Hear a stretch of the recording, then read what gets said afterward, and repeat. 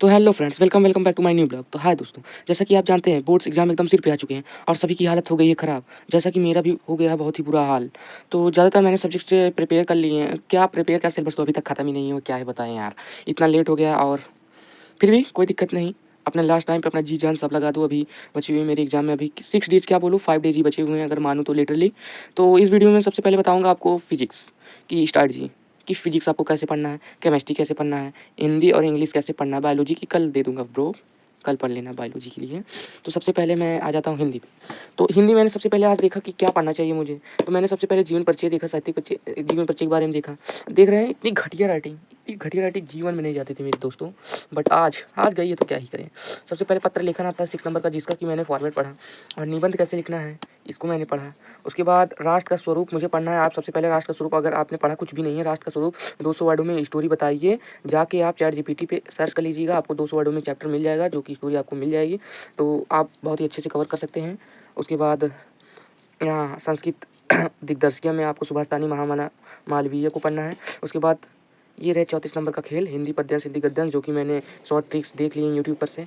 और मुझे मुक्ति यज्ञ पंचलाट रस छंद अलंकार याद है और व्याकरण थोड़ा पढ़ना है। कभी अभी तक मैंने कोई लिटरली गाइड मैंने एक भी जीवन परिचय नहीं याद किया है, और मैं जल्दी क्या मैं कल ही याद करूँगा पहले 3 जीवन परिचय। तो ये रहा मेरा हिंदी का सिस्टम ख़त्म। तो आ जाते हैं, आपको सबसे पहले बताते हैं हम अपना फिजिक्स का स्ट्रैटेजी क्या है। तो फिजिक्स में स्ट्रैटेजी यही है ब्रो। सबसे पहले आपको नाभिक चैप्टर, सबसे ज़्यादा स्कोरिंग सब्जेक्ट जो हैं वो हैं सेकंड बुक के, जो कि जहाँ से सबसे ज़्यादा परिभाषा आती हैं, डेरिवेशंस आते हैं बड़े बड़े। तो फर्स्ट बुक ने तो सभी पढ़ रखे हैं, बस सेकंड बुक किसी ने ज़्यादातर नहीं पढ़ा होता है। तो सेकंड बुक में आपको सबसे पहले सेकंड बुक में नाभिक चैप्टर रुकिए आपको लिख के ही दिखा देता हूँ। तो सेकंड बुक में आपको सबसे पहले नाभिक चैप्टर, ओह सॉरी गाइस, नाभिक चैप्टर, अर्धचालक, अर्धचालक, चालक, परमाणु, ये तीनों चैप्टर सबसे पहले जो है स्कोरिंग है, जहाँ से सबसे पहले सबसे ज़्यादा परिभाषाएँ आती हैं, जो कि 5 नंबर में आती हैं। और आपको अगर करना है, आपको डेरिवेशन सबसे ज़्यादा अगर लाना है, डेरिवेशन जो है कि वो 10 चैप्टर या 9 चैप्टर है किरण प्रकाशिकी का, जहाँ से सबसे ज़्यादा डेरिवेशंस आते हैं। तो ये रहा मेरा फिजिक्स का स्टडी, जिसको कि हम सबसे पहले आपको सबसे कम टाइम में सबसे पहले आपको चैप्टर्स को एक ओवरव्यू रिवीजन ले लेना है किसी महामैराथन की।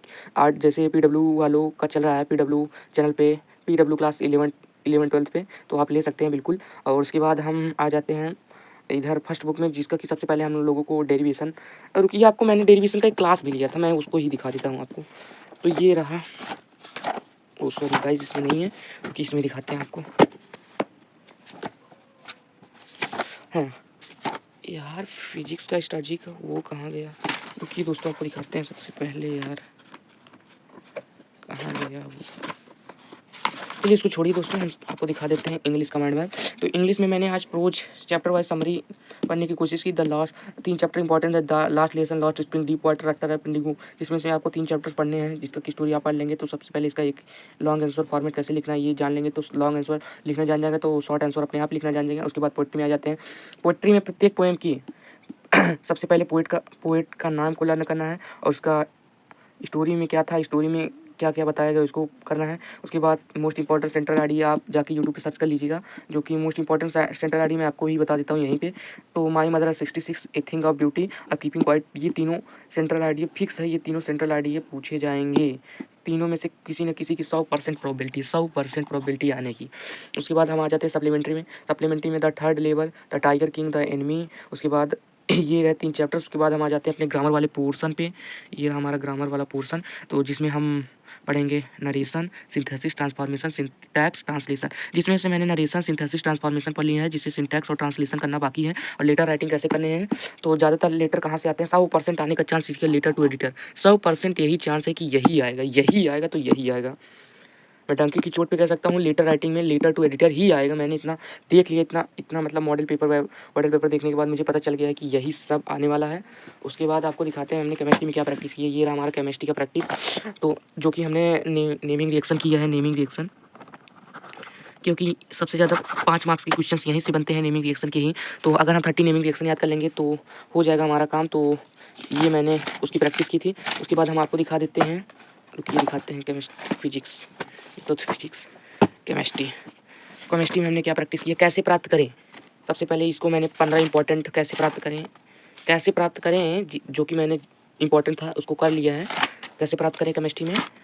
और उससे पहले मैंने पढ़ा था क्या होता है जब बेंजीन डाइओजेनियम क्लोराइड की जल से अपक्रिया कराते हैं, यही सब मैंने 15 इंपॉर्टेंट क्वेश्चन पढ़ लिए जो कि यूट्यूब पे मैंने पढ़ा था। उसके बाद ये मैंने आपको दिखाया था कि मैंने क्वेश्चन पेपर्स को सॉल्व कर लिया ज्ञानी बैच के, केवल मैंने केमिस्ट्री को ही सॉल्व किया है। अभी फिजिक्स में मुझे इंटरेस्ट नहीं आया तो मैं फिजिक्स PW से कंप्लीट करने वाला हूँ। तो उसके बाद आ जाते हैं हमारा हिंदी का पोर्सन थोड़ा वीक है, हिंदी का पोर्सन में तो लिटरली सबके नंबर ही अच्छे आ जाते हैं। तो आप भी अच्छे से पढ़ते रहिए और जो मैंने बताया कि आपको फिजिक्स में से कहाँ से पढ़ना है, कैसे पढ़ना है, मैंने आपको बता दिया है। तो thanks for watching and like, subscribe, comment करना ना भूलें। मिलते हैं आपको नेक्स्ट ब्लॉग में।